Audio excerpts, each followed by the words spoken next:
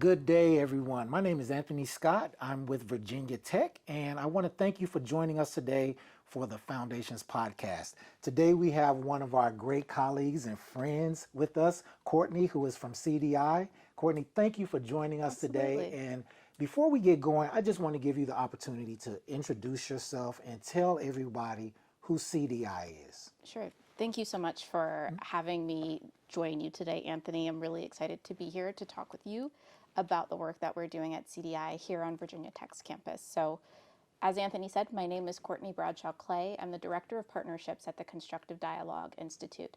And my work is really about understanding what's happening on campuses and taking that knowledge to really provide resources and support to help folks on campuses, whether it's faculty, staff, students, have conversations across political and ideological divides. And the work that we've been doing here at Virginia Tech has really been grounded in the work from your office. Yeah, and our work here, as you know, we work to help students develop their listening skills, to increase their empathy, and develop relationships across difference. And our work is couched in the traditional DEIB work, but is that what Perspectives does? Yeah, that's exactly what Perspectives does. So Perspectives is an online learning tool that really lays the foundation for how you have conversations across political and ideological divides. We start this work with looking at the psychological roots of our differences. So what's happening in your head when you disagree with someone? Why is that happening? And what do we do to overcome our initial impulses to push someone away when they disagree with us? How do we open up our minds, open ourselves up to become more curious when people disagree with us? And then after we've talked a little bit about the psychology of disagreement, we really present these skills that are tangible and really applicable for students, faculty, and staff to have conversations with others when they disagree. Like you said, with listening skills and conversational skills. So you are empowering yourself to speak up and share your views, but you're also opening up the conversation so that you're asking the right kinds of conversation to ensure that someone else feels heard in that conversation too. Yeah, and what I see here at Virginia Tech is we have students, we have 10,000 students in our residential well-being area. So they run into conflicts with roommates. If a student participates in Perspectives, will they gain the skills in order to engage in discussions with their roommate when they have issues? Yes, one of the stories that we talk about in Perspectives is we call it the parable of the orange, where it's two roommates that are fighting over an orange. There's one orange left in the fridge. One roommate wants the orange because they're getting a cold, and the other roommate wants the orange because they're making cupcakes. And so what they find out is by talking to one another and asking each other those questions of, why do you want the orange? Why does it matter for you? They realize we don't have to cut the orange in half. We don't have to give the orange to one person and the other person doesn't get the orange. There's a both and way that we can work together to, you take the zest of the orange, I take the fruit of the orange, and we both get what we want.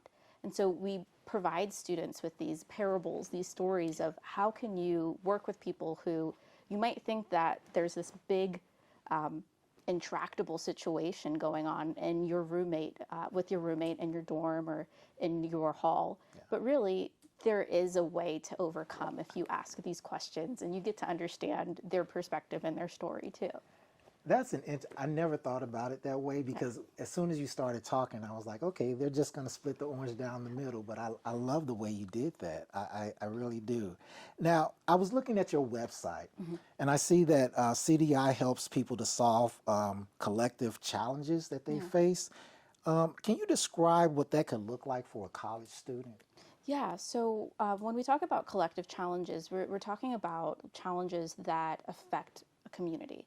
And so one way that we have seen this on a college campus is that there was a campus that we worked with that was deep in coal country, and the students were very frustrated that the university was investing in coal.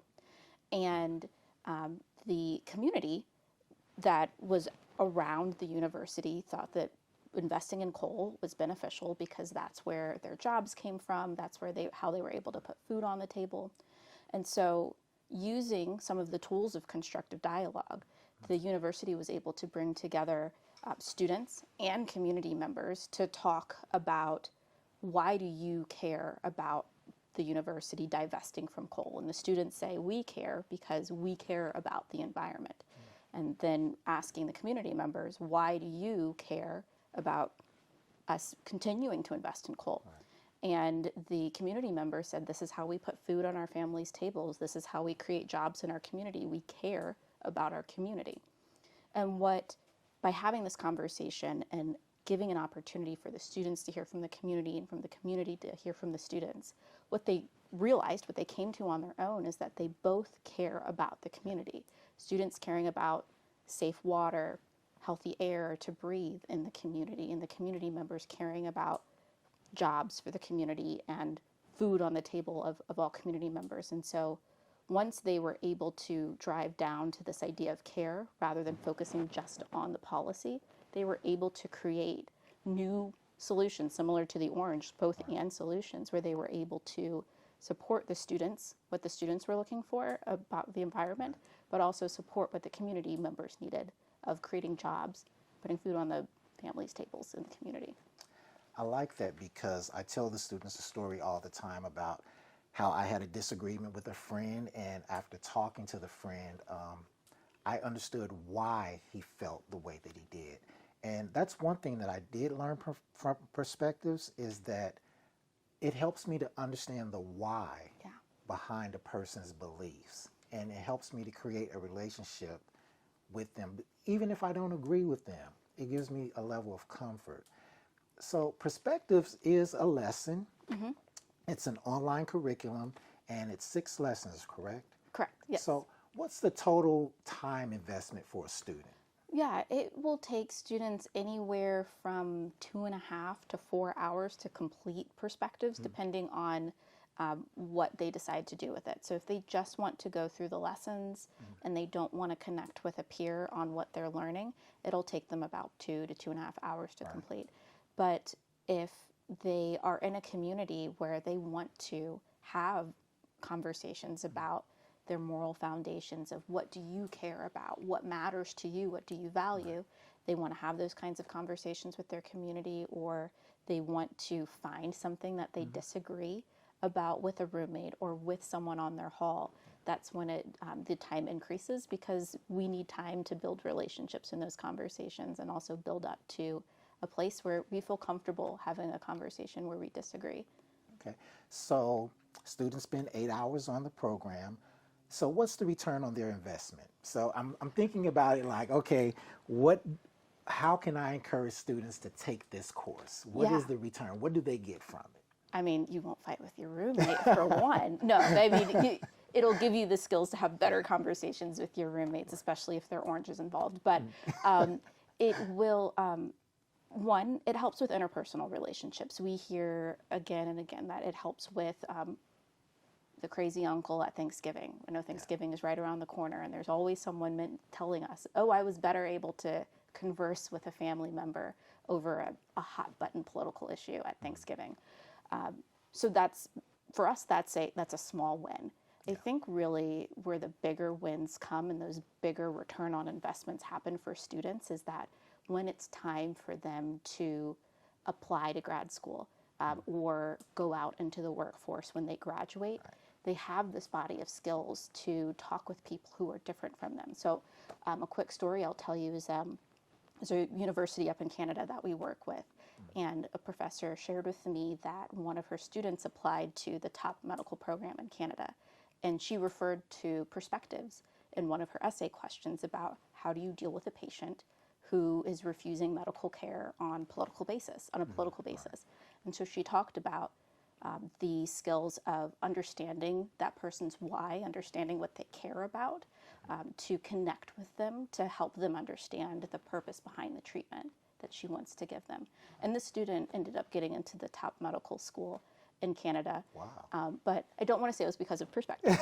But I think that she has the skills to relate really well to her patients and care for them in meaningful and important ways. And it's not just for medical students, but in the business world, having those skills to be able to connect with clients, with your fellow employees, with your colleagues, even when you disagree about decisions that are being made, being able to advocate for yourself, but also having the skills to ask questions and listen carefully to others when you're working with them.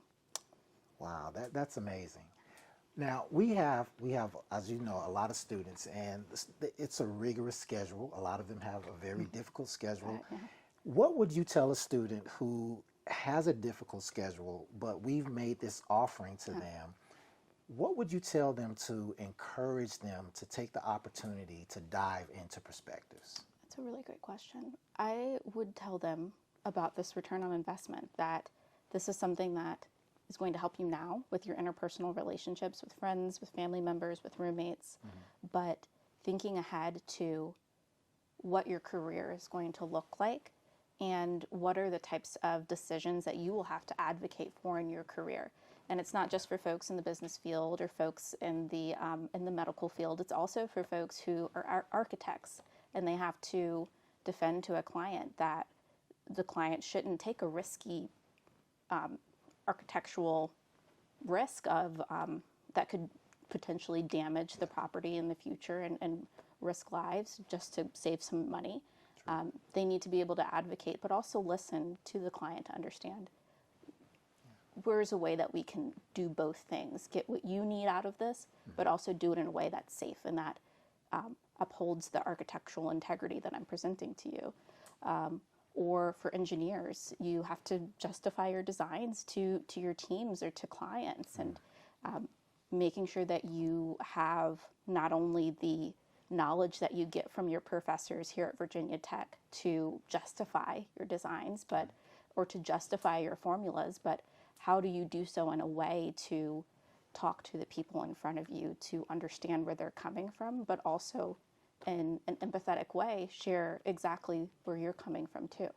So I think that even when you have a busy, rigorous schedule, if you can find time to do this, you're going to reap the benefits down the road. Yeah. Well, we're definitely going to make sure that we try to work with our students and find the time for them, because we think this is a strategic part of their learning and development, especially when we talk about core curricularly. Now, we've had a number of students who have registered and have taken perspectives, and I think the biggest question that I receive is when students register, you guys ask for certain information concerning their politics, and students had questions about that. So can you explain that a little bit? What do you guys do with that information? Yeah, that's a great question. And we ask everyone those questions. Our team is required to take perspectives once a year, so we're up to date on the knowledge, and they ask me my political beliefs, my demographic information every single time. The Constructive Dialogue Institute is a researched first organization, so we conduct a lot of research on the information that we collect. However, we are very intentional about anonymizing that information.